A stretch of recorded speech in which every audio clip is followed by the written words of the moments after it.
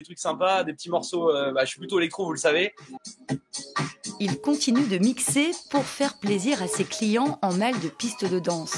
Le patron de cette boîte de nuit, bien connu près de Saint-Lô, fait aussi le buzz sur Internet avec d'autres vidéos sous forme de coups de gueule. Je relance encore Philippe Gosselin, qui est notre député. Je vais l'appeler, je pense. Je vais demander à François son numéro, parce que là, il faut vraiment qu'il se passe quelque chose, faut qu'on sache, quoi. Son établissement est l'un des plus importants de la région. Il peut accueillir 1 millier de personnes. Depuis 2 mois, aucun chiffre d'affaires, 15 salariés en chômage partiel et surtout beaucoup d'inquiétudes. Si les hôtels et les bars sont dans le flou, c'est encore pire pour les discothèques. Elles risquent de rester fermées encore longtemps.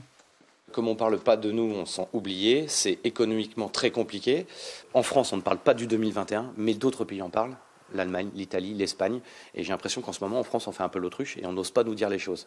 Et on aimerait bien qu'on nous le dise, parce qu'au moins, on peut prévoir, rien qu'économiquement.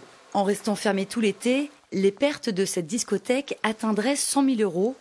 Comme d'autres professionnels de la nuit, Mathieu Lebrun propose donc de rouvrir le plus tôt possible en mettant en place des mesures sanitaires. Prise de température et port du masque obligatoire à l'entrée, message du DJ pour rappeler les gestes barrières, des mesures difficiles à mettre en place, la distanciation physique n'allant pas vraiment de pair avec l'état d'esprit qui règne en boîte de nuit.